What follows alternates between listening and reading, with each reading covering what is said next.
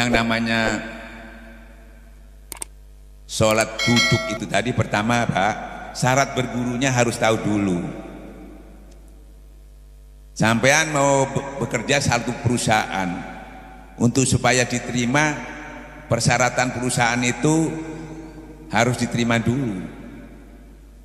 Ya, bukan sampean yang bikinkan persyaratan. Terus di tempat lain juga ada persyaratannya beda.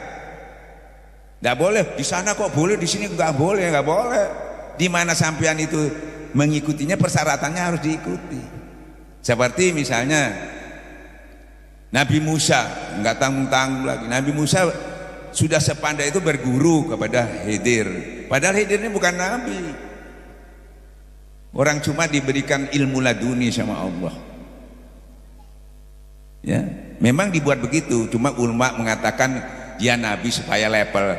Menurut persepsi manusia, masa nabi berguru bukan pernah nabi, kan gitu ya. Jadi ulama mengatakan itu nabi, padahal di Qurannya bukan nabi. Justru kalau itu dikatakan nabi tidak kelihatan nanti hasilnya. Jadi ukurannya ilmu. Kalau sudah ilmu itu, nabinya ke apanya itu sudah tidak boleh bersandar ke sana. Ilmunya dulu yang kita lihat. Gantengnya apanya, pangkatnya nggak dilihat, ilmunya dulu bener apa enggak. Nah, makanya saya berguru di sana. Nah, kebetulan aturan berguru ilmu tasawuf, ilmu hakikat itu suruh itba. Makanya nggak boleh buka kitab. Bahkan Nabi Musa seperti kata tadi, mulutnya aja nggak boleh buka, nggak boleh ngomong, nggak boleh negor, nggak boleh tanya. Persyaratannya harus tahu betul. Loh, saya berguru kok katanya nggak boleh kultus, harus ditanya. Dengan dasar jangan kamu mengamalkan sesuatu kalau kamu tidak punya pengetahuan tentang apa yang kamu lakukan. Nah, versi bergurunya memang beda. Ini berguru ini dengan ini beda aturan. Kebetulan aturannya belajar hakikat ini tidak boleh bertanya itba. Sampai ada yang seperti orang mati dulu, sudah dibalik sama gurunya begini sudah ngikut aja. Ibarat sampai kalau ke dokter harus itba, ya dokter minum 3 kali ya, gini. Loh Pak, kalau di sana kok 4 kali? Lah kamu itu ke sana apa ke saya? Jadi aturan yang sampai ikuti harus diikuti dulu. Kebetulan di pondok pesantren saya sampean berguru di sini, ya aturannya jangan dibanding-bandingkan lagi dengan orang lain. Seperti guru sampean orang-orang ahli sunnah. Pak, itu kok katanya ini bidah, nggak boleh saya membandingkan. Jangan dibanding-bandingkan. Kalau sampai ahli sunnah, ya sudah ngikuti hasilnya, jangan dibandingkan lagi loh. Kalau di sana enggak boleh katanya bid'ah, Pak. Lah sama ini berguru di sana apa di sini? Ini harus tahu dulu adab-adabnya. Nanti sama bingung sendiri. Ya. Nah, jadi yang kita ikuti tokohnya di tasawuf itu bukan sekedar Quran dan hadis, bukan Quran hadis, tapi apa? Guru yang melaksanakan Quran hadis sekaligus menjadi contoh. Pada umumnya tuh Quran hadis, kalau kita enggak, orang yang melaksanakan Quran hadis sekaligus menjadi contoh. Kita ikut, ada contoh. Kalau enggak ada Quran hadis saja, contohnya mana? Rasulullah, sama itu Rasulullah enggak kuat. Rasulullah sudah pesan, kalau aku meninggal ikuti sahabatku yang mendapatkan hikmah. Bukan ke Rasulullah lagi. Kalau ikut Rasulullah sampean hidup zaman Rasulullah nggak kuat sampean. Sampean di sana zaman Rasulullah, sampean kalau ada perang nggak ikut, sampean sudah kena sanksi berat.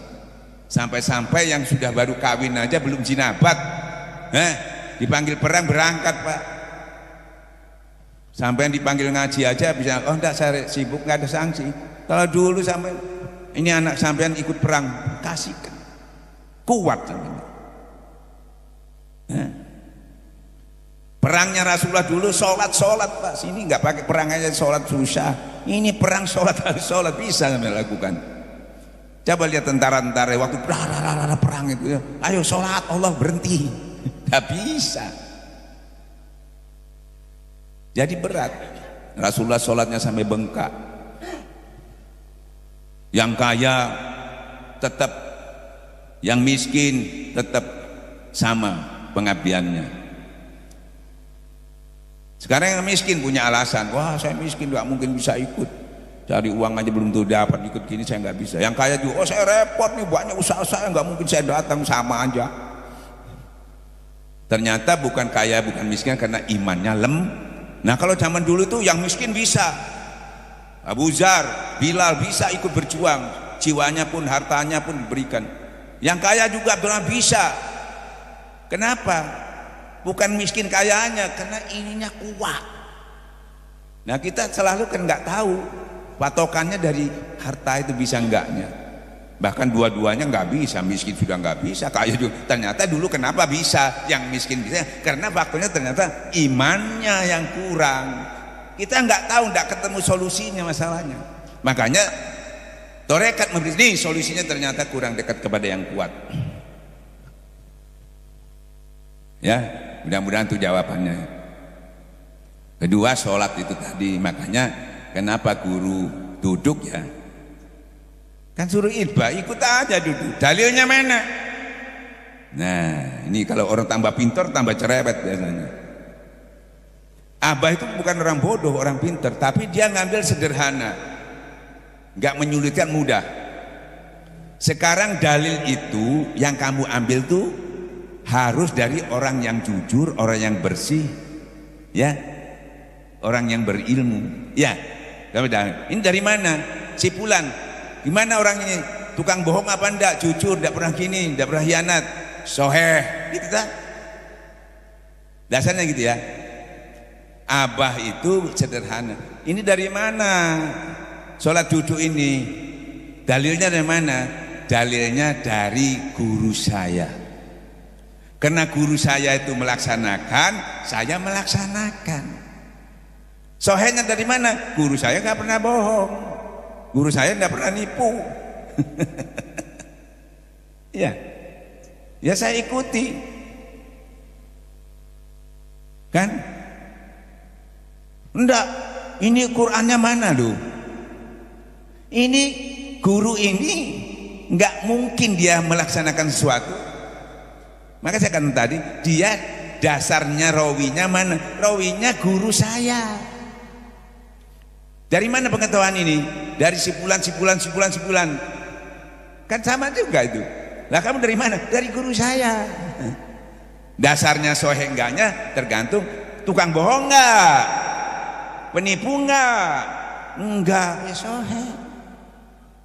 Ya, enak. Sampai enggak terlalu pusing-pusing, sederhana ya. Paham ya? Sampean ke dokter, Pak, obatnya ini apa Pak? Campurannya apa Pak? Dimarahi, kamu itu siapa? Jadi kita sering terlalu cerewet, akhirnya nggak berguru nanti. Jadi kita ikuti saja, karena guru sudah melakukan. Ini dari mana? Gurunya tanya, kamu dari siapa? Banyak abah sepuh ya. Abah sepuh, saya dari Syekh. Sampai ke Syekh Abdul Qadir Jailani. Saya dari mana? Terus tahu. Ujungnya dari mana? Rasulullah Sallallahu Alaihi Wasallam. Terus ada mengatakan, loh sana melakukan sini kok enggak? Kan tidak semua penuh ketemu Rasulullah. Ada yang ketemu, ada yang enggak. Ada yang tahu, ada yang enggak. Nah ini kebetulan kalau merujuk dari segi silsilah, itu namanya mengikuti Imam Ja'far Pak. Imam Ja'far itu sholat sunatnya itu duduk. Tapi kalau kita ambil global juga, kalau namanya sholat sunat itu ya, nggak sholat juga nggak masalah. Kalau sholat kamu dapat setengah katanya gitu. Kan gitu ya. Jadi nggak usah dibesar-besarkan. Yang paling penting, karena guru kita yakini beliau itu pasti tidak sebodoh itu dia mau melakukan sesuatu kalau tidak dia kaji dulu ya. Nah kita kan enak, kita ini kemampuan mengaji waktu dan sebagainya mungkin nggak sempat. Kalau beliau itu sempat karena memang beliau itu punya bakat, punya waktu sebagai kiai. Enak aja kita tinggal tahu matangnya aja. Kalau kita kaji lagi, pengetahuan kita nggak ngutut, bisa ragu-ragu nanti malah. Jadi kita ikuti saja orang-orang yang sudah kita yakini. Makanya ada istilah mazhab. Kenapa enggak ikut Imam Hanafi? Karena kita mau memecahkan sampai tuntasannya, enggak nututi waktunya. Somad juga ngomong, kalau kamu memang ahli seperti ahlinya imam-imam Hambali Hanafi, boleh. Kita tinggal mengikuti orang yang ahli, sudah membuang waktunya, umurnya menyelidiki hadis itu sampai butuh kecerdasan, kejeniusan sampai menemukan satu keputusan-keputusan yang kalau dikatakan sempurna ya nggak ada, tapi insya Allah tidak salah.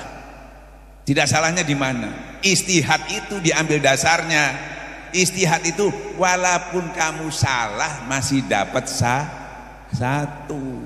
Salah, iya memang katakan salah, tapi dapat. Kenapa?